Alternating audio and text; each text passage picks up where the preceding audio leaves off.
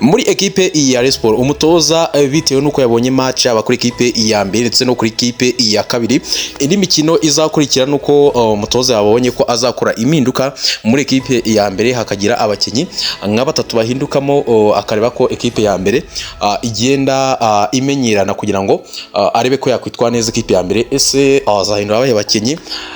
Ndaza kuba nabanyuramo bamwe mu bakinyi ashobora guhindura nta gihindutse bitewe n'imyitozo igomba gukurikiraho muri iki cyumweru. Ni match izabera i Nyanza, Rayon Sports zabagiye ku ivuko ndani. Ese azahindura abahe bakinyi? Ibimeze bite?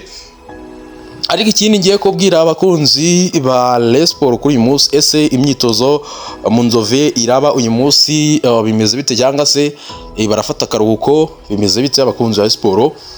Muzano tuganire kuko umutoza amaze gutanga itegeko mu kanya akashize. Tugiye kuranga ese imyitozo bihagaze bite mu Nzove na update yakwatirikamo update, wenda n'abantu bashaka kujya mu Nzove, abantu bashaka kureba imyitozo mumenye ngo ese bimeze bite mu Nzove, gahunda z'imyitozo.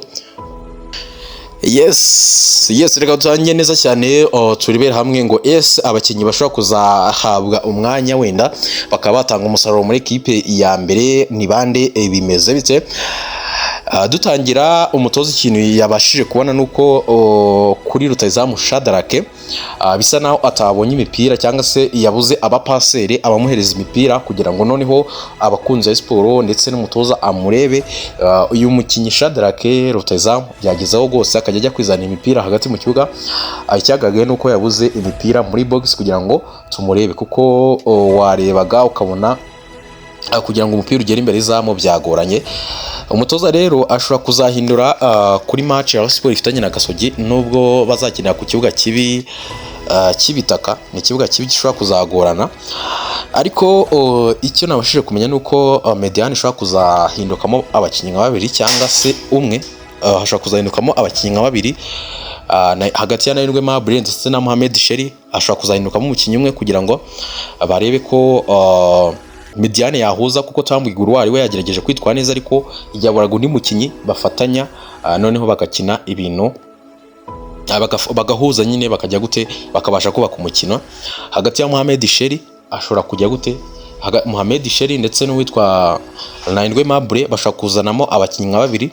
Namenye ko Richard rwose ashobora kuzafata umwanya nta gihindutse muri iriya Mediane. Noneho undi mukinyi umutoza nyine agomba gutoranyamo umukinyi umwe ugomba kuvamo hagati ya Nayirwe Mabre na Mohamed Sheri kugira ngo byibuze Mediane arebe ko yagira gute yahuza. Undi mukinyi ushobora kuzatanga umwanya ni Musore Prince, ashobora kuzatanga umwanya kuri St Paul Jesus kugira ngo arebe ko zikina zabashaka abakunzi ba siporo turekamo aka kantu.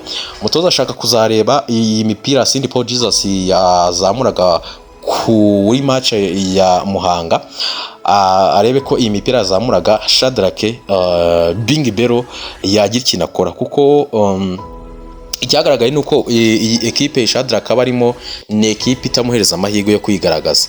Urabona ko yatangiye no kujya kuri pressure yo gushaka kwemeza abakunzi ba siporo akajya kwizana imipira, ariko icyagaragaye nuko ari muri ekipe atishimye cyangwa se ekipe itamuhereza amahirwe, itamuhereza chance zo kuba yakwigaragaza, ni ekipe itamugezaho imipira.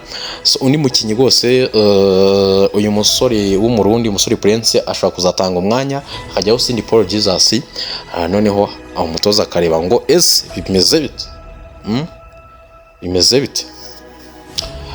Urebye numvishe ko rwose nagindutse match izakurikira hazaba impinduka nyinshi.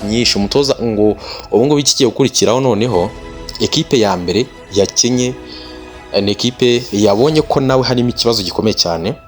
Ikintu agiye gukora uyu mutoza Family TV agiye kugenda yongeramo abakinyi bagiye bagaragaza ko bagaragaje urwego rwo hejuru abakinyi muri ekipe ya kabiri, abakinyi batandukanye.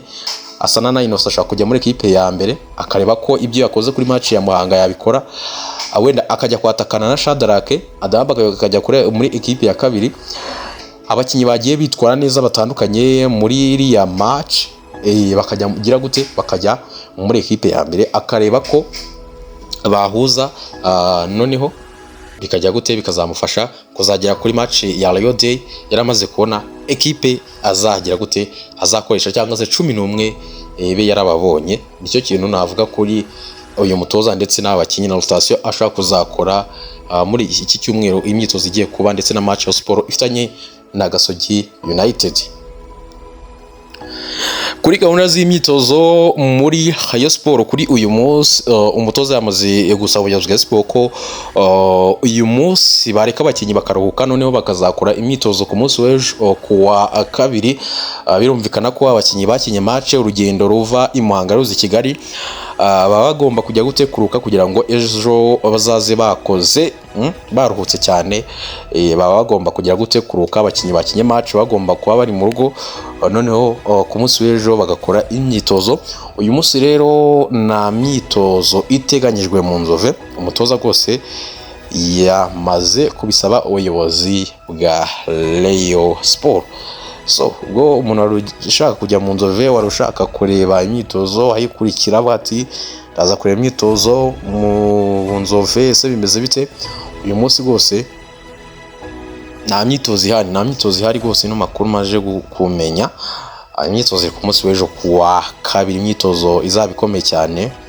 Umutoza ashobora no kongera kuyifunga rwose noneho akazayifungura kuwa kane cyangwa se kuwa gatanu. Ashobora gutangira gutoza ibindi bintu bishya akagira gute aketodobiza abandi bakinnyi uko nawe mbivuga. So ngira ngo nayo makuru nabambwiye abakunzi ba Rayon Sport uyu munsi niyo makuru rwose nabambabwiye gahunda uko zari zihagaze muri rusange.